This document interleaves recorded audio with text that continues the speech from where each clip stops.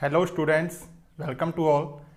आज अपने फोटोसिंथेसिस के चैप्टर के अंदर अगला टॉपिक करने जा रहे हैं C3 साइकिल के बारे में।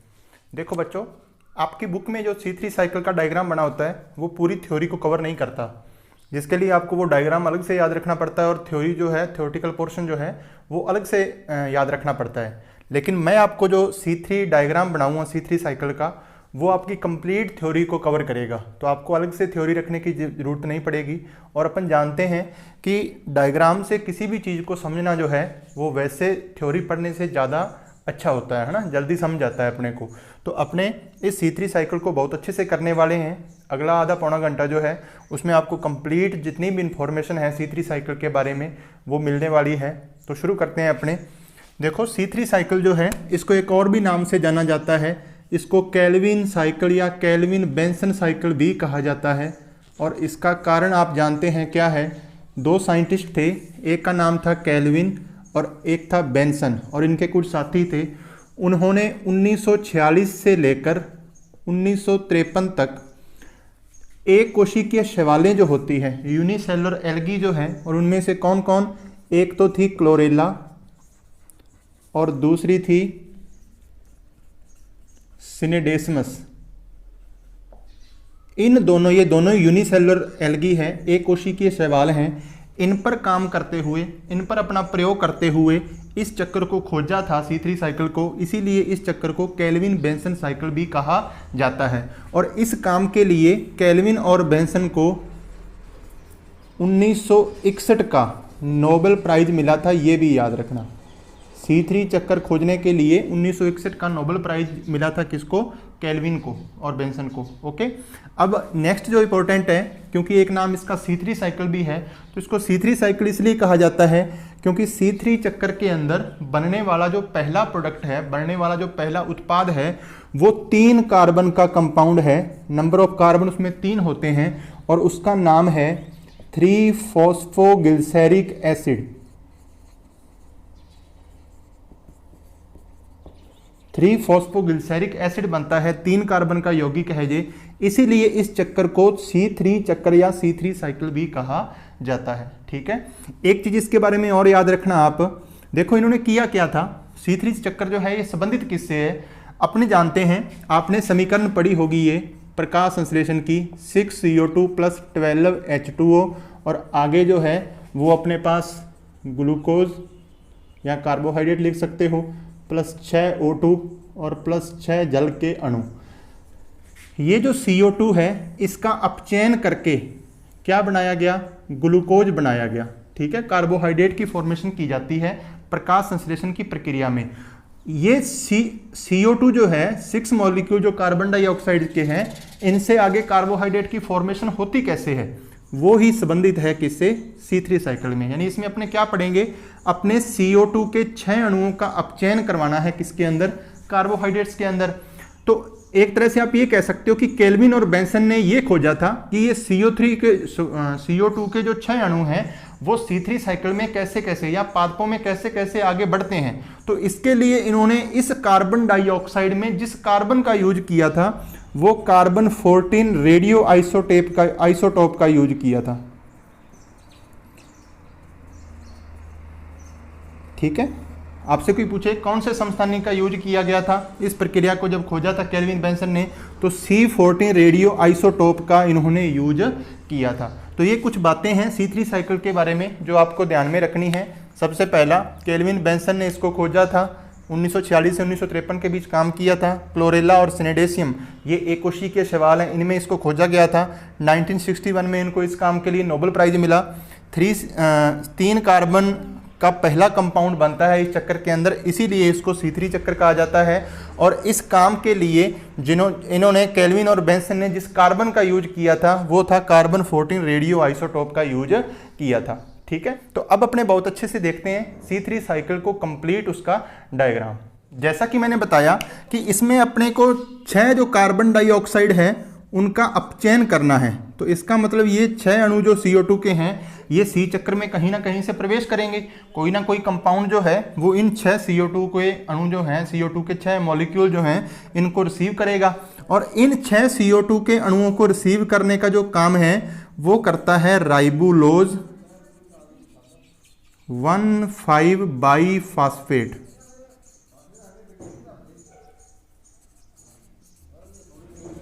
इसको शॉर्ट में RUBP लिख सकते हो, ठीक है, RUBP। और ये जो राइबुलोज 1,5-बाईफॉस्फेट है ये 5 कार्बन का कंपाउंड है। यानी कितने कार्बन का है ये? 5 कार्बन का, क्योंकि 6 CO2 को रिसीव करना है तो इसके भी कितने मॉलिक्यूल होंगे? 6 मॉलिक्यूल होंगे। देखो ये एक साइकिल है ना, तो इसका मतलब ये कॉन्टिन्यूस प्रोसेस है, लगातार चलने वाला काम है।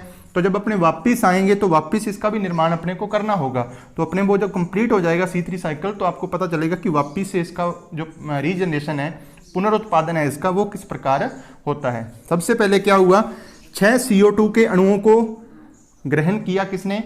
राइबुलोज 1,5-बाईफॉस्फेट ने। साथ ही साथ यहाँ पर उपयोग में लिए जाते हैं 6 जल के अणु भी।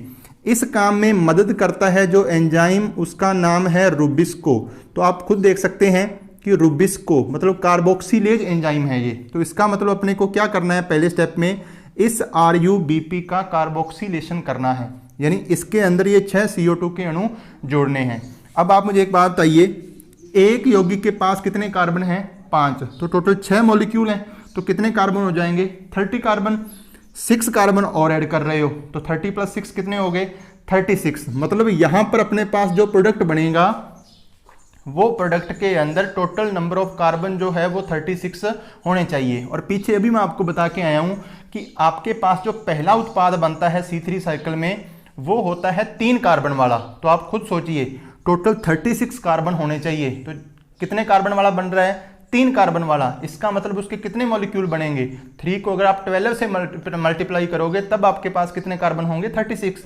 तो इसका मतलब नेक्स्ट जो प्रोडक्ट बनेगा अपने पास उसके 12 मॉलिक्यूल बनेंगे। और वो प्रोडक्ट है कौन सा?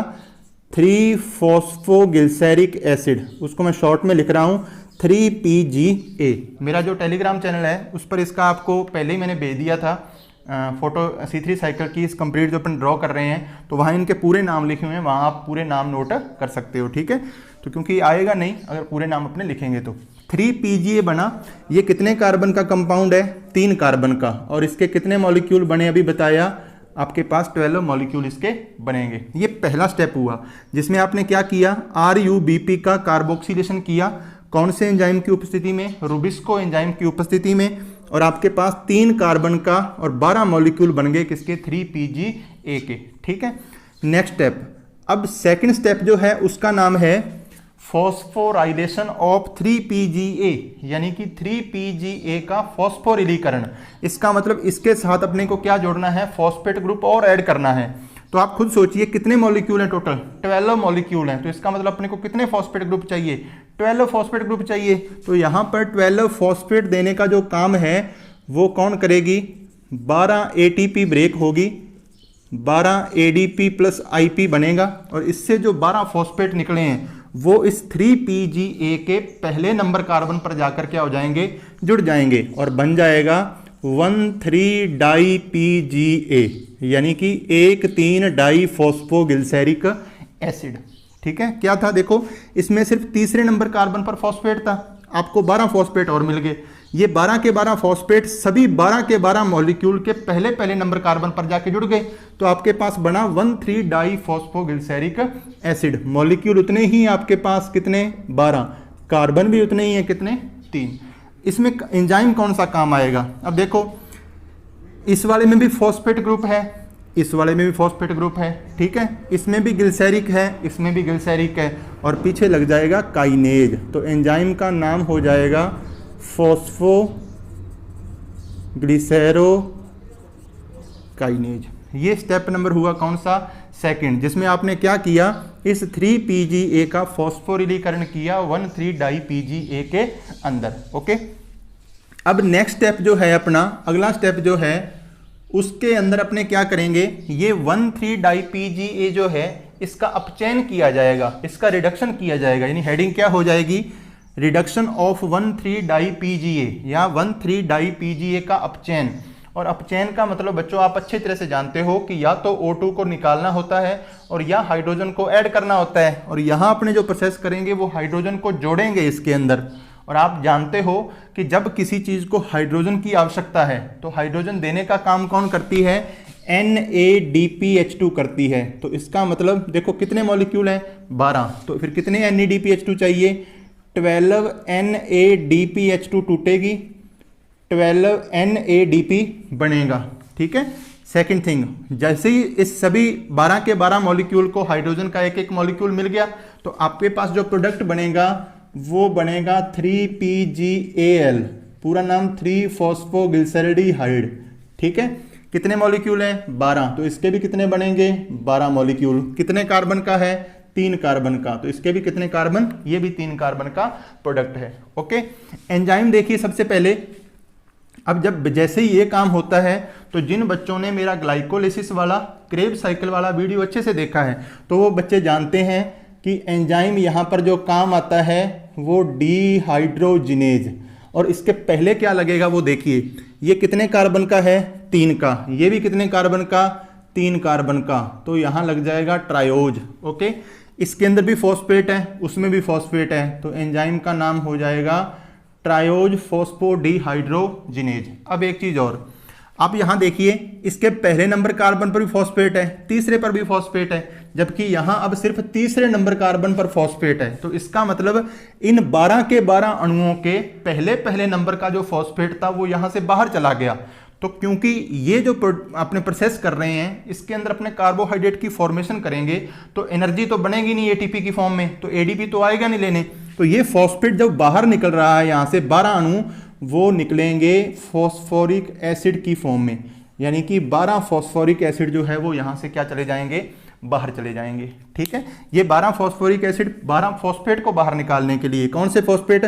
जो इन 12 अणुओं के पहले पहले नंबर कार्बन पर थे, क्योंकि यहां पर तो अपने सिर्फ तीसरे नंबर कार्बन पर फॉस्फेट जुड़ा हुआ है। ये हुआ स्टेप नंबर 3 जिसमें आपने क्या किया? 1,3-डाई-PGA का अपचयन कर दिया किसके अंदर? 3PGAL के अंदर। और अब आपके पास टोटल 12 अणु हैं, 3-3 कार्बन वाले हैं और किसके हैं? 3PGAL के हैं। ओके। अब यहां से बहुत ध्यान से देखना है अपने को, अगला जो फर्दर प्रोसेस है अपना 3PGAL वाला। देखो बच्चों, ये जो आपके पास 12 अणु बने हैं इनमें से सिर्फ 2 ही अणु, ओनली 2 मॉलिक्यूल पार्टिसिपेट करेंगे किसकी फॉर्मेशन के अंदर? जो अपने यहां पर कार्बोहाइड्रेट या जो मैंने कहा था कि ग्लूकोज की फॉर्मेशन करनी है। बाकी 10 मॉलिक्यूल जो बचेंगे वो वापिस से किसकी फॉर्मेशन करेंगे? इस राइबोलोज 1,5-बाइफॉस्फेट की फॉर्मेशन करेंगे। तभी तो ये प्रोसेस जो है वो लगातार क्या होता रहेगा? चलता रहेगा। ठीक है। फिर से सुनिए, ये 12 मॉलिक्यूल बने आपके पास, इनमें से सिर्फ 2 मॉलिक्यूल यहाँ कार्बोहाइड्रेट की फॉर्मेशन करेंगे, बाकी के 10 मॉलिक्यूल अलग अलग स्टेप में से गुजरते हुए राइबोलोज 1,5-बाइफॉस्फेट की फॉर्मेशन करेंगे। इसको आप ऐसे भी समझ सकते हो, देखो एक मॉलिक्यूल के पास 3 कार्बन है तो टोटल 12 मॉलिक्यूल है, तो 12 × 3 टोटल कितने कार्बन हुए? 36। और आप जानते हैं ग्लूकोज में कितने कार्बन होते हैं? 6 कार्बन होते हैं। ठीक है। तो इसका मतलब इसके आपको कितने मॉलिक्यूल चाहिए? 2, क्योंकि एक के पास 3 कार्बन है तो 2 मॉलिक्यूल अगर लोगे तो 6 कार्बन वाला आपके पास सब्सटेंस बन जाएगा। ओके। अब यहां देखिए ये कितने कार्बन वाला है? 5 कार्बन वाला। कितने मॉलिक्यूल है? 6। तो 6 × 5 मतलब कितने हुए? 30। तो 30 मॉलिक्यूल आपको यहां काम आने हैं। तो देखो 2 तो उधर काम आ गए मॉलिक्यूल, बचे कितने? 10। तो 10 को 3 से करोगे तो कितना हुआ? 30। तो मतलब 10 मॉलिक्यूल तो इधर काम आएंगे और 2 मॉलिक्यूल जो है यहां से वो अपने पास ग्लूकोज की फॉर्मेशन में पार्टिसिपेट करेंगे। ठीक है।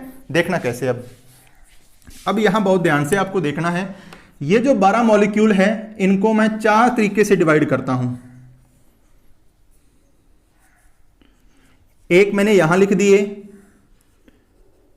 2 मॉलिक्यूल, ये जो मैं लिख रहा हूं ये इसी को मैंने बांटा, इन 12 मॉलिक्यूल को अलग अलग बांट रहा हूं उनके काम के आधार पर। ठीक है। कैसे कैसे वो फर्दर पार्टिसिपेट करेंगे। यहां मैंने लिखा 5 मॉलिक्यूल। ओके। यहां मैंने लिखा 3 मॉलिक्यूल और यहां मैंने लिख दिए कितने मॉलिक्यूल? 2 मॉलिक्यूल। तो ये कितने हो गए? 2, 5, 7, 3, 10 और 2 12 मॉलिक्यूल को मैंने इस प्रकार से बांट लिया। ठीक है। नेक्स्ट जो काम होगा वो ये जो 5 मॉलिक्यूल हैं 3PGAL के, ये बनाएंगे डाई HAP। किसकी फॉर्मेशन करेंगे? Di hydroxy acetone phosphate.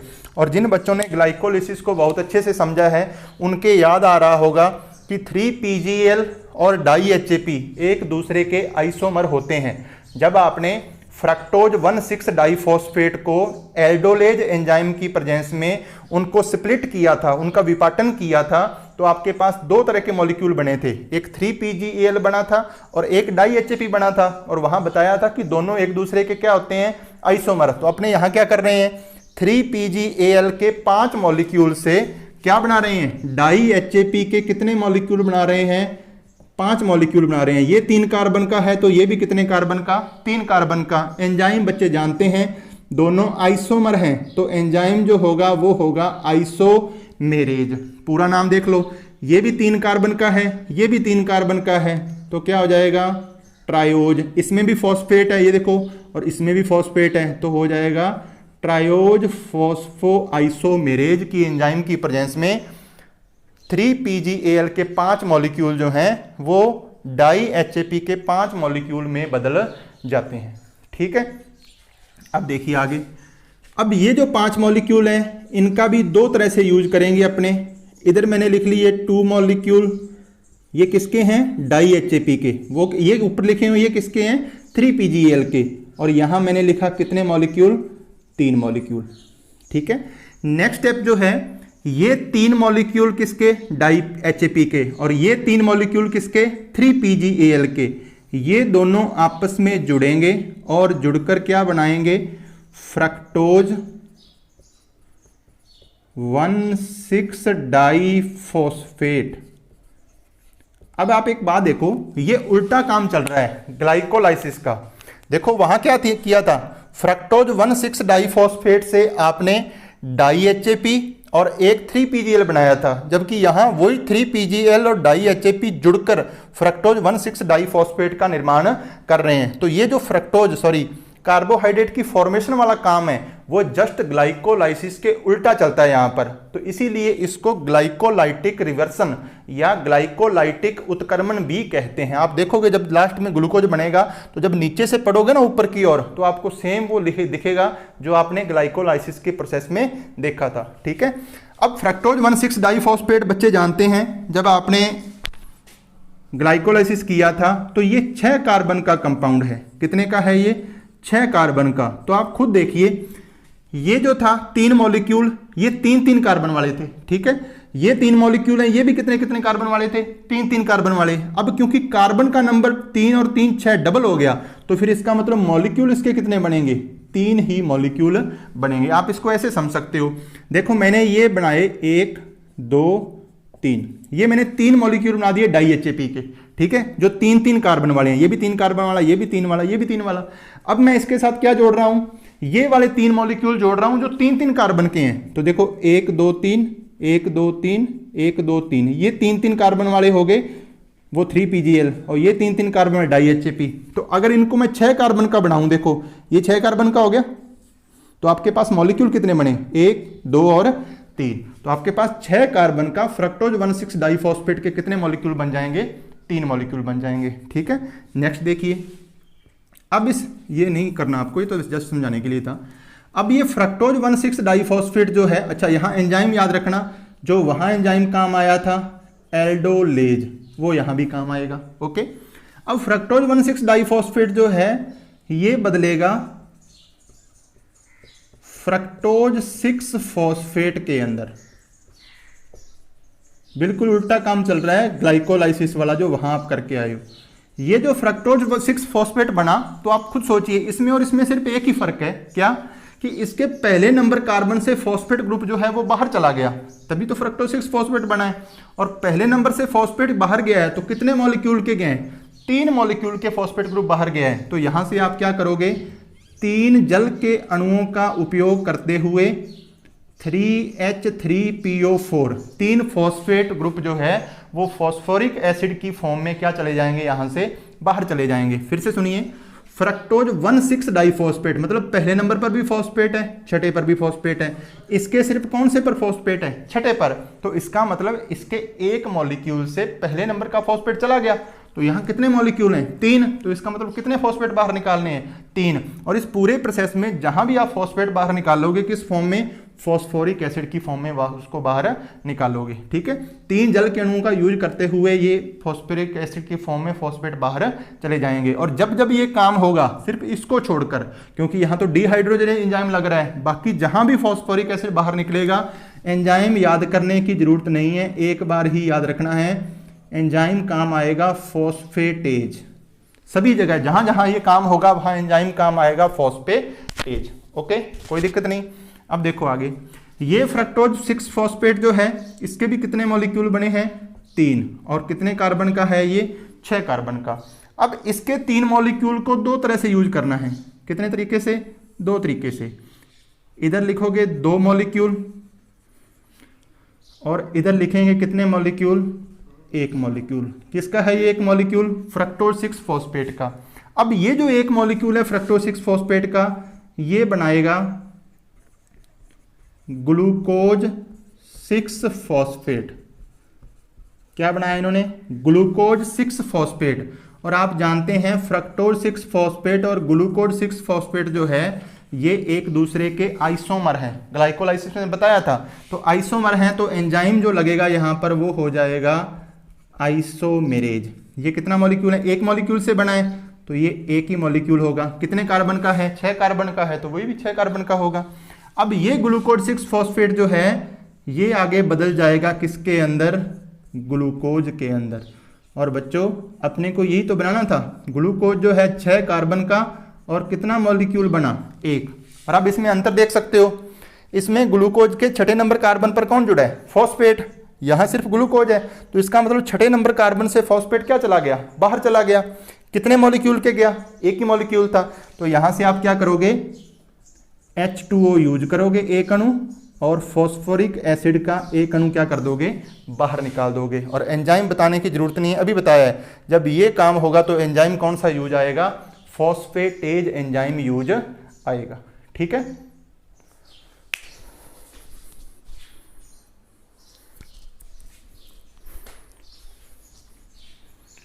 अब देखिए आपने अभी तक क्या किया, ध्यान से देखना। ये 3PgL के 12 मॉलिक्यूल थे, उनको आपने 2, 5, 3 और 2 में बांट लिया। ठीक है, ये 5 मॉलिक्यूल जो हैं इनको ट्रायोज फॉस्फोआइसोमेरेज की उपस्थिति में डाई HAP में बदला। डाई HAP के 5 मॉलिक्यूल को अपने 2 तरीके से बांटा, 2 मॉलिक्यूल इधर, 3 मॉलिक्यूल इधर। ये 3 मॉलिक्यूल डाई HAP के और 3 मॉलिक्यूल 3PgL के फ्रक्टोज 1,6 डाइफॉस्फेट के 3 मॉलिक्यूल बनाते हैं। इनसे बनता है फ्रक्टोज 6 फॉस्फेट, फ्रक्टोज 6 फॉस्फेट से ग्लूकोज 6 फॉस्फेट, और ग्लूकोज 6 फॉस्फेट से ग्लूकोज। आप देखो यहां से ऊपर की ओर पढ़ोगे तो आपको लगेगा कि आप ग्लाइकोलाइसिस पढ़ रहे हो, तो ये रिवर्स चल रहा है ऊपर से नीचे की ओर, है ना। तो इसीलिए इस प्रोसेस को यहां से लेकर यहां तक का जो प्रोसेस है इसको ग्लाइकोलाइटिक रिवर्जन या ग्लाइकोलाइटिक उत्क्रमण भी कहा जाता है। अब मैंने आपको शुरू में बताया था कि यहां पर सिर्फ 2 मॉलिक्यूल जो हैं वो इस ग्लूकोज के निर्माण में भाग लेंगे। अब देखो कैसे 2 मॉलिक्यूल ने ही ग्लूकोज के निर्माण में भाग लिया है। आप मुझे ये बताओ, ये डाई HAP के जो 5 मॉलिक्यूल बने हैं, इन 5 को आपने बांटा कितने में? 2 और 3 में। इन 3 मॉलिक्यूल से और इन 3 वाले मॉलिक्यूल से आपने फ्रक्टोज 1,6 डाइफॉस्फेट के कितने मॉलिक्यूल बनाए हैं? 3। इन 3 से आपने फ्रक्टोज 6 फॉस्फेट के कितने मॉलिक्यूल बनाए हैं? 3। उन तीनों में से 2 मॉलिक्यूल तो आपने इधर रख लिए इसके फॉर्मेशन में भाग लेने हेतु। सिर्फ यूज कितना की है? 1 मॉलिक्यूल, है ना। तो अगर मैं उल्टा चलूं इसको, ये 1 मॉलिक्यूल जो है जो यहां यूज आ रहा है ये इसके 1 मॉलिक्यूल से बना है फ्रक्टोज 1,6 डाइफॉस्फेट के, और फ्रक्टोज 1,6 डाइफॉस्फेट का जो 1 मॉलिक्यूल है वो डाई HAP के 1 मॉलिक्यूल और 3PgAl के 1 मॉलिक्यूल से बना होगा। और डाई HAP का ये 1 मॉलिक्यूल जो है ये 3PgAl के 1 मॉलिक्यूल से बना होगा। यानी कि इसको मैं अगर सिर्फ समझने के लिए लिख रहा हूं, ये इन 5 को अगर मैं 4+1 में बांट दूं, ठीक है, तो इसका मतलब आपके पास डाई HAP के भी 4+ कितने बने? 1 बने। अब ये 4+1 जो यहां मैंने किया 5, तो इसको आपने बांट दिया 2+ कितने में? 3 में। अब इन 3 को अगर मैं क्या कर दूं? 2+1 में कर दूं, और ये जो 3 है इसको भी मैं 2+1 में कर दूं, तो ये वाला जो 1 मॉलिक्यूल है और इधर से ये वाला जो 1 मॉलिक्यूल है उन्होंने फ्रक्टोज 1,6 डाइफॉस्फेट के ये 2+1 में इस एक का निर्माण किया, और इस एक ने यहां के जो 3 हैं 2+1 में इस एक का निर्माण किया, और ये आगे चलकर ग्लूकोज की फॉर्मेशन हो गई। तो आप देख सकते हो ये वाले 2 मॉलिक्यूल जो हैं वो ये लिखे हुए हैं आपके पास, ठीक है, और ये वाले जो 2 मॉलिक्यूल हैं उन्हीं से तो ये बन के आया आगे नेक्स्ट आके। तो कहने का मतलब है इन 5 में से एक 3PgAl ने और इन 3 में से एक 3PgAl ने ग्लूकोज के निर्माण में भाग लिया है। बाकी सारे के सारे जो हैं वो इस RUBP की पुनः उत्पत्ति में पार्टिसिपेट करेंगे, ठीक है। तो जब आप पहला समीकरण तो आपके पास ये हुआ था RUBP का कार्बोक्सिलीकरण, सेकंड स्टेप था आपके पास 3PGA का फॉस्फोरिलीकरण, थर्ड स्टेप था आपके पास 1,3-डाई-PGA का अपचयन, और फोर्थ स्टेप अपने पास जो है वो यहां से जो चलता है आपका वो चलता है हेक्सोज शुगर का निर्माण, हेक्सोज शर्करा का निर्माण। और हेक्सोज शर्करा के निर्माण में आपकी बुक के अंदर, अब आप अपनी बुक से देख सकते हो, आपकी बुक के अंदर जो समीकरणें दी हुई हैं वो ऐसी दी हुई हैं। सबसे पहली समीकरण आपके दी हुई है कि डाई HAP का एक मॉलिक्यूल, सॉरी 3PgAl का एक मॉलिक्यूल डाई HAP के एक मॉलिक्यूल में बदल रहा है, पहली समीकरण है, ठीक है। दूसरी समीकरण डाई HAP का एक मॉलिक्यूल 3PgAl के एक मॉलिक्यूल से जुड़कर फ्रक्टोज 1,6-डाइफॉस्फेट का एक मॉलिक्यूल बना रहा है। नेक्स्ट समीकरण फ्रक्टोज 1,6-डाइफॉस्फेट का एक मॉलिक्यूल फ्रक्टोज 6-फॉस्फेट का एक मॉलिक्यूल बना रहा है।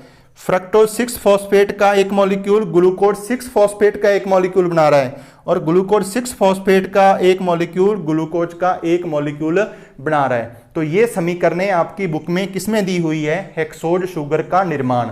तो बहुत इजीली आपको यहां से वो समझ आ जाएगा, ठीक है। अब बाकी जितना भी बचा, यानी कि 2 मॉलिक्यूल तो अपने इधर यूज कर लिए, बाकी जो मॉलिक्यूल इसके 10 बचे हैं उनका यूज अपने इस RUBP की पुनः उत्पत्ति में, रीजनरेशन ऑफ RUBP में करने वाले हैं। अब वो देखना ध्यान से। सबसे पहले नीचे से चलते हैं अपने यहीं से। देखो ये जो 3 मॉलिक्यूल थे इसमें से एक मॉलिक्यूल तो इधर यूज हो गया। अब आपके पास कितने मॉलिक्यूल बचे हैं, 2 मॉलिक्यूल। तो नीचे से यूज करते हुए ऊपर की ओर चलेंगे। अब देखो ये 2 मॉलिक्यूल आपके पास फ्रक्टोज 6-फॉस्फेट के हैं, और ये 2 मॉलिक्यूल जो हैं ये 3PgAl के हैं। सबसे पहले क्या होगा, ये 3PgAl के 2 मॉलिक्यूल और फ्रक्टोज 6-फॉस्फेट के 2 मॉलिक्यूल आपस में जुड़कर, और कौन से एंजाइम की प्रेजेंस में, यहां जो एंजाइम काम आएगा वो आएगा ट्रांसकीटोलेज। क्या हुआ, 3PgAl के 2 मॉलिक्यूल जो इधर थे और फ्रक्टोज 6-फॉस्फेट के 2 मॉलिक्यूल जो यहां बचे थे, ये दोनों मिलकर ट्रांसकीटोलेज एंजाइम की उपस्थिति में 2 तरह के कंपाउंड का, 2 तरह के यौगिकों का निर्माण करेंगे। एक तो बनेगा इरिथ्रोज 4-फॉस्फेट, इरिथ्रोज 4-फॉस्फेट बनेगा, ठीक है। और सेकंड जो बनेगा वो बनेगा जाइलुलोज 5-फॉस्फेट। एक इरिथ्रोज 4-फॉस्फेट बना और दूसरा बना जाइलुलोज 5-फॉस्फेट। ये इरिथ्रोज 4-फॉस्फेट पूरे C3 साइकिल में 4 कार्बन वाला एक ही यौगिक है। तो आपसे छोटे क्वेश्चन में पूछा जा सकता है C3 साइकिल में 4 कार्बन वाले कंपाउंड का नाम लिखिए, ये एक ही बनता है, तो ये है इरिथ्रोज 4-फॉस्फेट, ठीक है।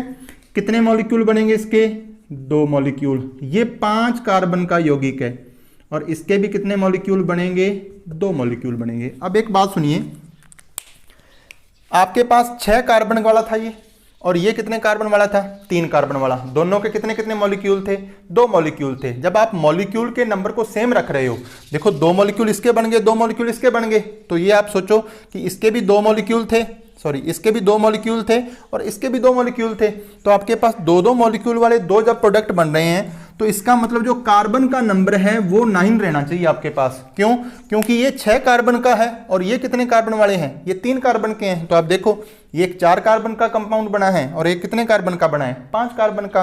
कौन से एंजाइम की प्रेजेंस में, ट्रांसकीटोलेज की प्रेजेंस में। अब आप देखो ये काम आ गए नीचे वाले सारे, इधर से ये काम आ गया। अब देखो आगे, ये इरिथ्रोज 4-फॉस्फेट जो है, ये डाई HAP के जो कितने मॉलिक्यूल हैं, 2 मॉलिक्यूल हैं, इनके साथ जुड़ेगा।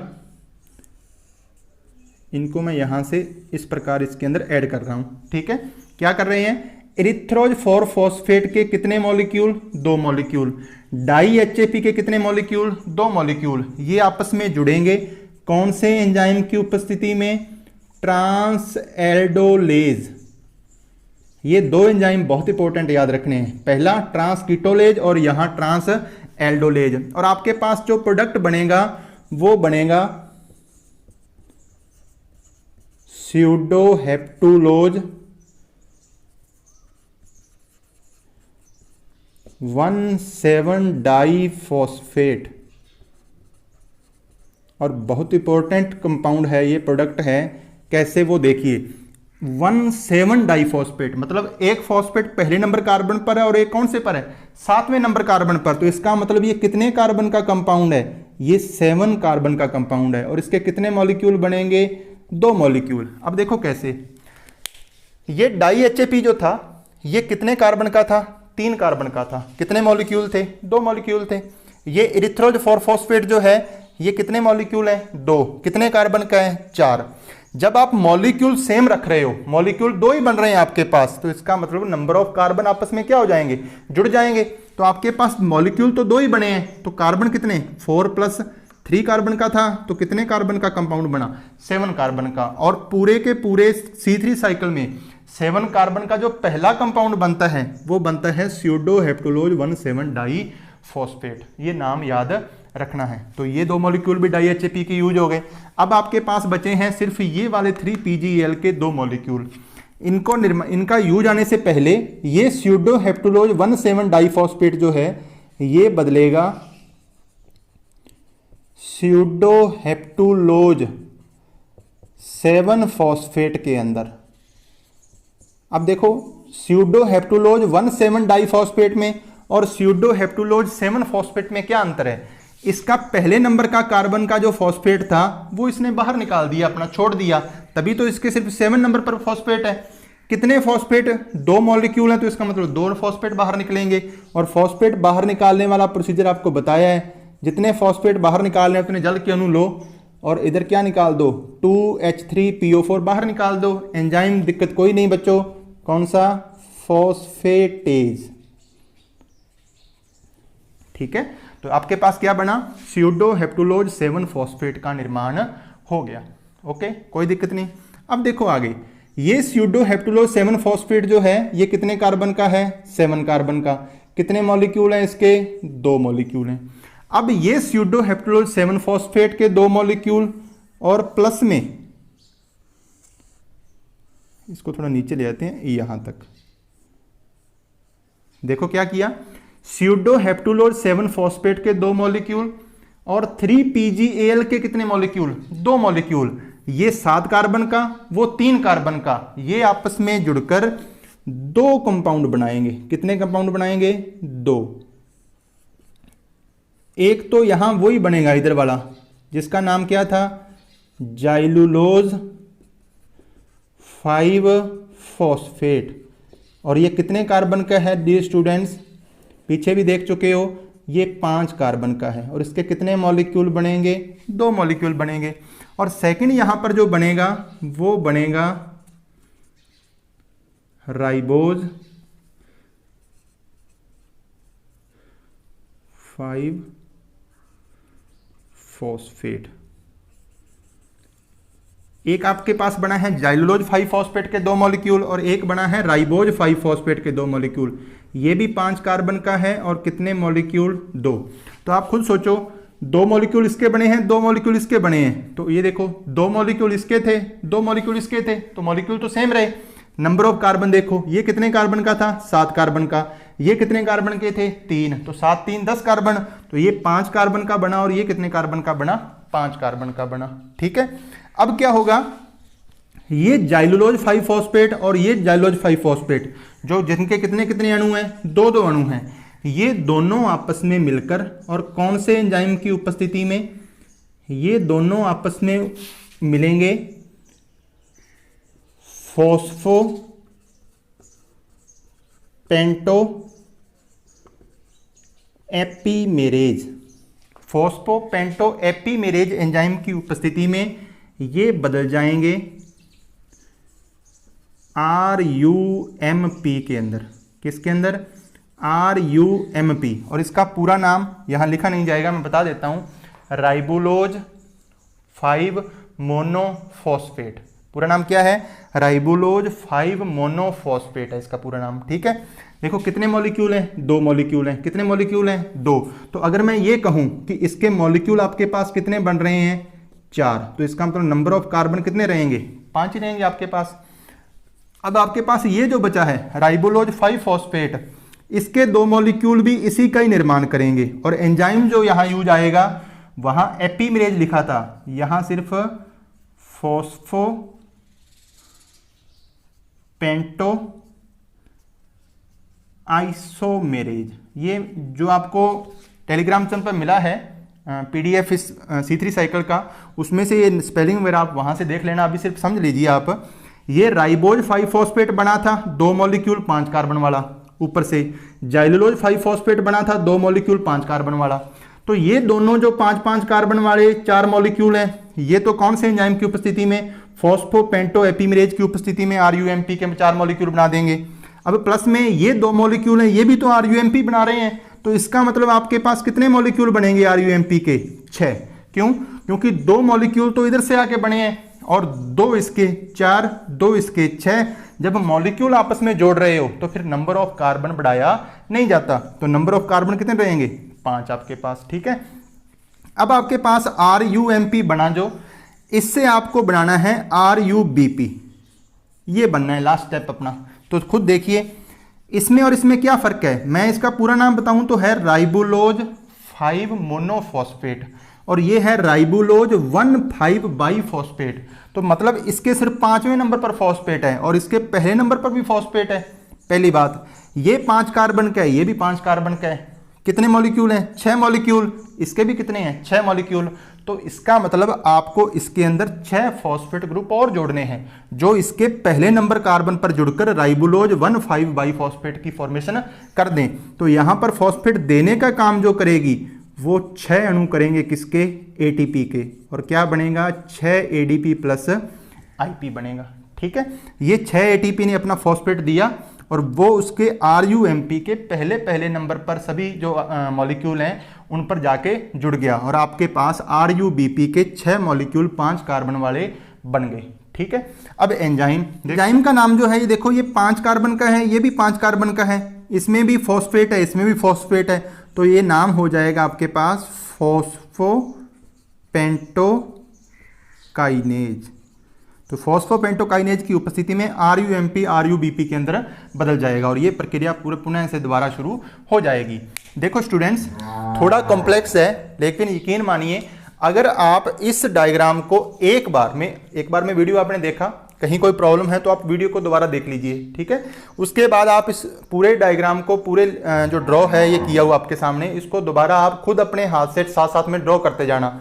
जैसे जैसे आप वीडियो देख रहे हो साथ साथ में जैसे ड्रॉ करोगे तो यकीन मानिए ज़्यादा से ज़्यादा अगर आप 2 बार इसको ड्रॉ कर लोगे तो आपको कहीं भी कोई भी प्रॉब्लम इस साइकिल के अंदर आने वाली नहीं है। ठीक है बच्चों, तो ये था C3 साइकिल।